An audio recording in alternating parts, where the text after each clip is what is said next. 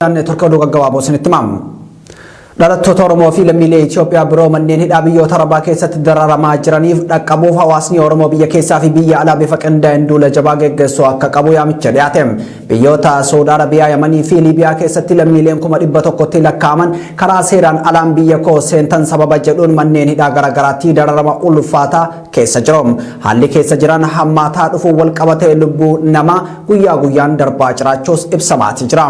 Rakkoon kun fala akka argatuuf hawaasni Oromoo biyya keessaa fi biyya alaa qindoominaan duula geggeessuu qaba kan jedhan namoonni dhimmicha irratti yaada kennan embaasiiwwan Saudi Arabiyaa, Finfinnee fi biyyoota garaagaraa keessatti argamanitti hiriira ba'uun dabalatee hojiilee dhiibbaa uumuuf danda'an bifa qindaa'een hojjetamuu akka qaban waamicha dhiyeessaniiti jiru. Haleellaa milishaa Amaaraa godina Horroo Guduruu aanaa Amuurutti itti fufee jiraachuu jiraattonni ganda Siddaan irraa buqqaafaman OMN itti himan. Mana barumsa sadarkaa tokkoffaa ganda Siddaanii fi mana jireenya barsiisotaa dabalatee misoomaawwan bu'uuraa fi manneen hawaasaa gandicha keessatti argaman guututti haleellaa milishaa Amaaraatiin barbadeeffamuu kan himan jiraattonni sababa haleellaa kanaan abbootiin warraa 800 caalan buqqaafamuun dirree jiraachuu OMN'if ibsaniiti jiru.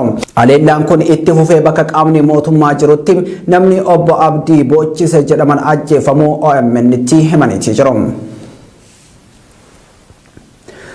Duuli Tiwiitaraa torbaanii haala qabatamaa Oromiyaa keessa jiru addunyaa hubachiisuu kaayeffate har'a galgala ajjechaa jila abbootii gadaa fi jila gadaa Karrayyuu irratti raawwatameef gaafatamummaan akka jiraatu gaafachuu irratti xiyyeeffate kan geggeeffamu ta'uu qindeessitoonni duula kana ibsan. Ajjechaa jila gadaa Karrayyuu ajaja qondaalota olaanoo mootummaa naannoo Oromiyaatiin raawwatamuun mirkanaa'us hanga yoonaa badii raawwatameef tarkaanfiin fudhatame hin jiru. Eenyumaa qondaalota ajaja kana dabarsanii fi qaamolee gochicha kallattiin raawwatan gaafatamummaa jalaa baraaruuf tattaaffiin hedduun taasifamaa jiraachuutu himama. Duula Tiwiitaraa har'a galgala akka Oromiyaa sa'a 2 irraa eegalee geggeeffamuun ajjechaan kutaalee Oromiyaa garaagaraatti itti fufiinsaan raawwatamaa jiru akka dhaabbatuuf gaafachaa haqni abbootii gadaa Karrayyuu akka galuuf iyyannaa jedhan qindeessitoonni duula kanaa. Naannoo Amaaraatti gareen milishaa Faannoo jedhamu mana hidhaa cabsuun hidhamtoota baasuu fi qawwee saamuun himame.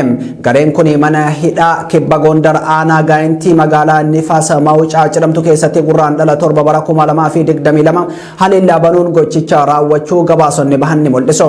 Milishaan Faannoo mana hidhaa cabsuun hidhamaa gadi lakkisan keessaa 16 ajjeefamuu miidiyaan Jarmanii Deutsche Wellen gabaaseeti jira.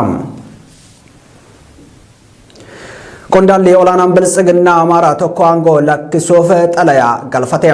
Dhibdee siyaasaa keessoo Biltsiginnaa ammataa deemuun gara diggumsaatti ce'ee qondaalli olaanaan Biltsiginnaa Amaaraa tokko aangoo gadhiisuuf xalayaa waajjira paartichaatti galfachuu isaanii mirkanaa'eeti jira.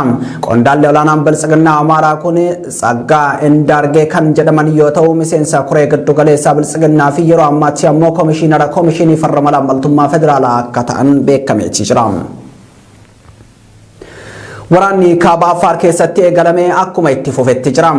Lolli kaaba Affaar keessatti humnoota Tigraay fi naannoo Affaar kan waraana Biltsiginnaatiin deeggaramu gidduutti taasifamaa jiru ammallee jabaatee itti fufee akka jiru beekuun danda'ameeti jira.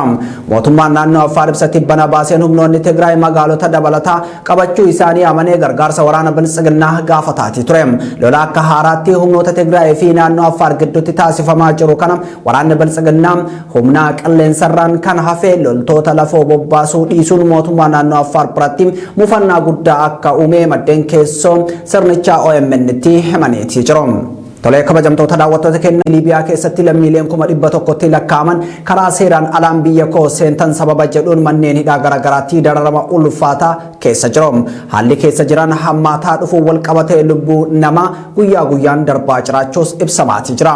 Rakkoon kun fala akka argatuuf hawaasni Oromoo biyya keessaa fi biyya alaa qindoominaan duula geggeessuu qaba kan jedhan namoonni dhimmicha irratti yaada kennan embaasiiwwan Saudi Arabiyaa, Finfinnee fi biyyoota garaagaraa keessatti argamanitti hiriira ba'uun dabalatee hojiilee dhiibbaa uumuuf danda'an bifa qindaa'een hojjetamuu akka qaban waamicha dhiyeessaniiti jiru. Haleellaa milishaa Amaaraa godina Horroo Guduruu aanaa Amuurutti itti fufee jiraachuu jiraattonni ganda Siddaan irraa buqqaafaman OMN itti himan. Mana barumsa sadarkaa tokkoffaa ganda Siddaanii fi mana jireenya barsiisotaa dabalatee Misoomaawwan bu'uuraa fi manneen hawaasaa gandicha keessatti argaman guututti haleellaa milishaa Amaaraatiin barbadeeffamuu kan himan jiraattonni sababa haleellaa kanaan abbootii warraa 800 caalan buqqaafamuun dirrerra jiraachuu OMN'if ibsaniiti jiru. Haleellaan kun itti fufee bakka qaamni mootummaa jirutti namni obbo Abdii Boochise jedhaman ajjeefamuu OMN'tti himaniiti jiru. Duuli Tiwiitaraa torbaanii haala qabatamaa Oromiyaa keessa jiru addunyaa hubachiisuu kaayeffate har'a galgala ajjechaa jila abbootii gadaa fi jila gadaa Karrayyuu irratti raawwatameef gaafatamummaan akka jiraatu gaafachuu irratti xiyyeeffate kan geggeeffamu ta'uu qindeessitoonni duula kana ibsan. Ajjechaa jila gadaa Karrayyuu ajaja qondaalota olaanoo mootummaa naannoo Oromiyaatiin raawwatamuun mirkanaa'us hanga yoonaa badii raawwatameef tarkaanfiin fudhatame hin jiru. Eenyumaa qondaalota ajaja kana dabarsanii fi qaamolee gochicha kallattiin raawwatan gaafatamummaa jalaa baraaruuf tattaaffiin hedduun taasifamaa jiraachuutu himama.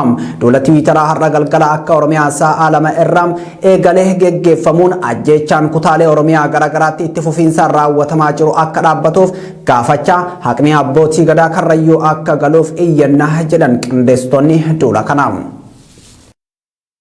Naannoo Amaaraatti gareen milishaa Faannoo jedhamu mana hidhaa cabsuun hidhamtoota baasuu fi qawwee saamuun himame. Gareen kun mana hidhaa Kibba Gondar aanaa Gaayintii magaalaa Nifaasa Mawucaa jedhamtu keessatti gurraandhala 7 bara 2022 haleellaa banuun gochicha raawwachuu gabaasonni bahan ni mul'isu. Milishaan Faannoo mana hidhaa cabsuun hidhamaa gadi lakkisan keessaa 16 ajjeefamuu miidiyaan Jarmanii Deutsche Wellen gabaaseeti jira. Qondaalli olaanaan Biltsiginnaa Amaaraa tokko aangoo lakkisuuf xalayaa galfate. Dhibdee siyaasaa keessoo Biltsiginnaa ammataa deemuun gara diggumsaatti ce'ee qondaalli olaanaan Biltsiginnaa Amaaraa tokko aangoo gadhiisuuf xalayaa waajjira paartichaatti galfachuu isaanii mirkanaa'eeti jira. Qondaalli olaanaan Biltsiginnaa Amaaraa kun Tsaggaa Indaargee kan jedhaman yoo ta'u miseensa koree giddu galeessaa Biltsiginnaa fi yeroo ammaatti ammoo koomishinii farra malaammaltummaa federaalaa akka ta'an beekameeti jira. Waraanni kaaba Affaar keessatti eegalame akkuma itti fufetti jira.